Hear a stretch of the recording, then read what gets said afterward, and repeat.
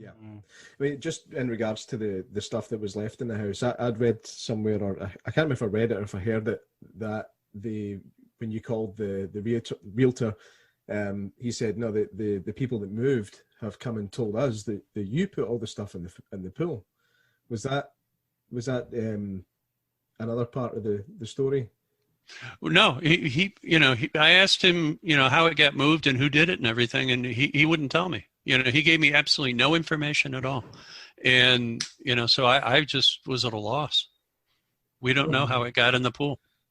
Yeah. It's like one of those scenes, and like it's like the beginning of all Alien movies, right? Where like they go into the living room and all the silverware is just stuck to the roof or something like that. It could have just been that, or the guy came back for his stuff and was like, "I'm not dragging this, fuck it," and away in the pool it went.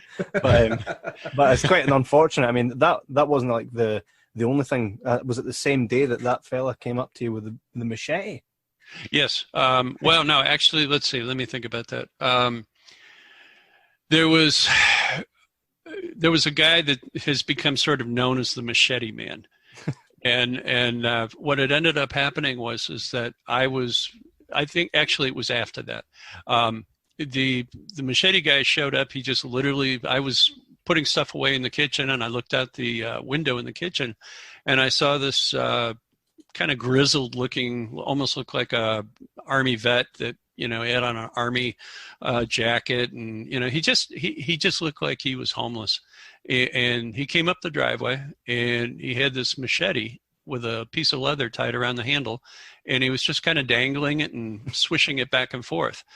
And I thought to myself, oh my God, here we go. I mean, I'm thinking in my mind, I've got this great horse ranch that I found in my price, and I was able to buy it. And I'm full of expectations and positive energy.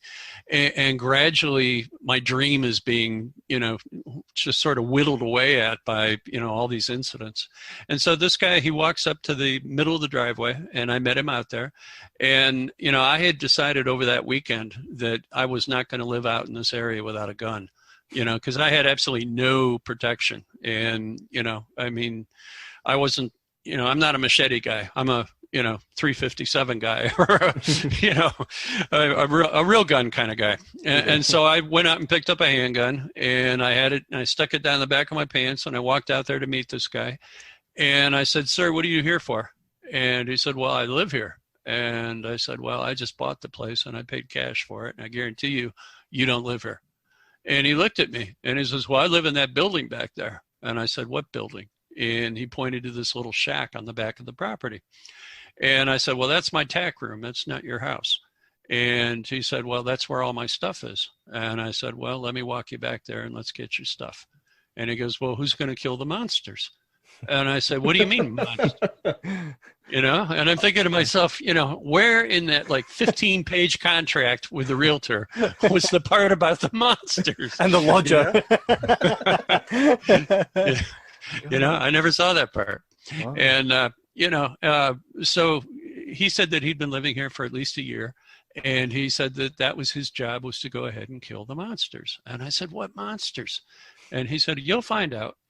And I thought to myself, oh my God, here we go. And me coming from a psychiatric background, I'm a person who's kind of used to dealing with, people that a lot of people would refer to as nut jobs. And, so I'm looking at this guy and I'm saying, wow, I wonder, is he off his meds or what? So he gets his stuff and he puts it into a couple of pillowcases, and he throws them over his shoulder and he walks off. And just before he leaves the property, he turns around and looks at me and he goes, "You're going to be really sorry." And I thought to myself, wow, here we are, middle of nowhere, crazy people walking around, got monsters, got a pool full of crap. I mean, this is not my week. And if you could find him again, would you be like, "Hey, come back, you can have the shack"? No, actually, it's been 25 years almost. Wow. So at this point, I'm sure he's probably long dead. He's probably, his bones are probably baking out in the desert somewhere. That's an image. God damn.